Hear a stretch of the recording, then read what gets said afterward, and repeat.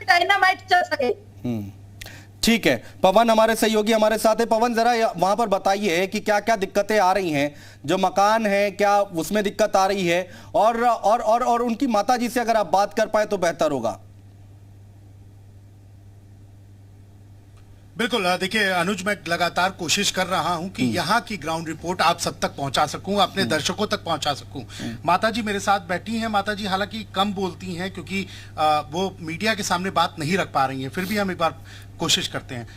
वो परेशानियां, वो दिक्कत बताइए जो आपके साथ हुई है, जो आपने महसूस की है, जो आपने झेली है परेशानियां, वो बताइए।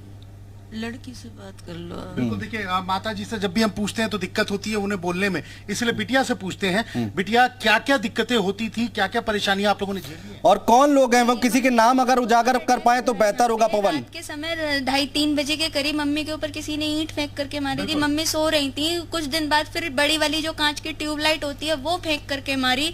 तो ये सारी घटनाएं रात के 2:30-3 बजे के आसपास हुई हैं। तो मतलब ये है कि ये एक षड्यंत्र के तहत, एक प्लानिंग के तहत, जिससे कि कोई पकड़ा भी ना जाए और काम भी हो जाए। अगर उस दिन मम्मी को ईंट लग जाती तो मतलब कुछ भी हो सकता था। पुलिस को हमने बुलाया था। वही है कि एक मतलब आसपास के लोगों का क्या रवैया रहता है? आसपास के लोगों का रवैया हमारे साथ बहुत ही ज्यादा ईर्ष्या पूर्वक, जलन पूर्वक वाला है। और हमसे एक मतलब एक हम जैसे कि हम दुश्मन हो, तो यही मैं एक आवाज उठाना चाहती हूँ कि हमें ही क्यों टॉर्चर किया जा रहा है। क्या ये सोच के कि हमारे घर में कोई नहीं है, सिर्फ माँ बेटी है, या हमारे घर में कोई लड़ने वाला नहीं है, मेरे पापा भाई बहन कोई नहीं है।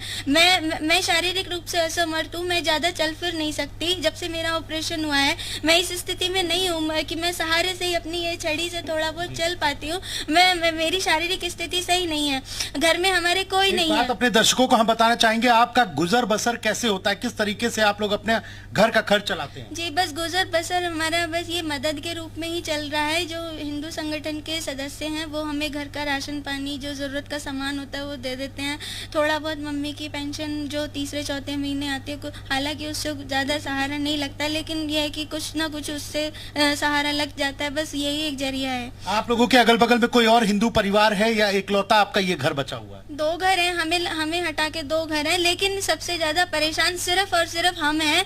और यही मैंने इसीलिए अपनी आवाज उठाई है कि सिर्फ हमें क्यों। पवन, पूछिए क्यों सिर्फ आपको ही टारगेट क्यों किया जा रहा है, जरा ये सवाल भी पूछिए। और ये सारी चीजें हमारे साथ हुई। हमारी दीवारें टूट गई, मस्जिद की दीवार हमारे। बिल्कुल, आपको ही टारगेट क्यों किया जा रहा है, वजह क्या है? तो यही तो हम मतलब एक भय हमारे अंदर एक बस चुका है कि मतलब हमारे साथ कोई षड्यंत्र हो सकता है, इसलिए हमने अपनी आवाज उठाई है। ठीक है पवन, रहिए आप हमारे साथ। उज़मा परवीन जी, चर्चा में आइए। देखिए यहाँ पर कितनी परेशानियां हो रही हैं, दिक्कतें हो रही हैं। आप जाएंगी क्या उस मोहल्ले में? आप तो समाज सेवी हैं। गाजियाबाद साहिबाबाद बहुत ज्यादा दूर है नहीं? जाएंगे। हाँ। हम गाजियाबाद जाएंगे और मैं इनके घर में रहूंगी। मैं आपके चैनल के माध्यम से ये बात कहना चाहती हूँ कि मैं इनके घर में 2-4 दिन का स्टे लूंगी, इनके साथ रहूंगी। इनकी पीड़ित परिवार जो है, इनकी माँ जो पीड़ित है, उनकी भी मैं खिदमत करूंगी, क्योंकि मेरा काम समाज की सेवा करना है। मैं धर्म जाति चीजों को नहीं देखती हूँ, मैं सिर्फ इंसानियत देखती हूँ। और मुझे मोहब्बत है कि अपने देश से, अपने देश के लोगों से, वो चाहे किसी भी जात धर्म से ताल्लुक रखते हो, मतलब नहीं है। पर वहां पर पीड़िता जो है वो बुजुर्ग माँ है जिसे दिखाई नहीं देता है। मैं चाहूंगी मैं जाऊं और जो लोग इनको परेशान कर रहे हैं, मैं खुद उनसे बात करूंगी और खुद मैं उनको बोलूंगी कि इस तरह की जो हरकत है वो ना की जाए इन लोगों के साथ, क्योंकि माँ बेटियां हैं, इनके घर में कोई मर्द नहीं है। हाँ। कोई भी पुरुष नहीं है इनके घर में। तो ऐसा इन लोगों के साथ नहीं। यहाँ पर तो, यहाँ उज़मा परवीन जी, यहाँ तो कार्रवाई बनती है, सजा होनी चाहिए इसको। हाँ, कार्रवाई होनी चाहिए। बिल्कुल, जो लोग ऐसा काम कर रहे हैं, बिल्कुल। हाँ। नाम लेके अगर कोई चीजें सामने आती, देखिए सीसीटीवी कैमरा लगा दिया गया, प्रशासन के अनुसार सीसीटीवी कैमरा लगा दिया गया है, ठीक है। और जांच का विषय है, जिला अधिकारी जो भी है, वहां का प्रशासन है, वो वहां पर जांच करे मजबूती से।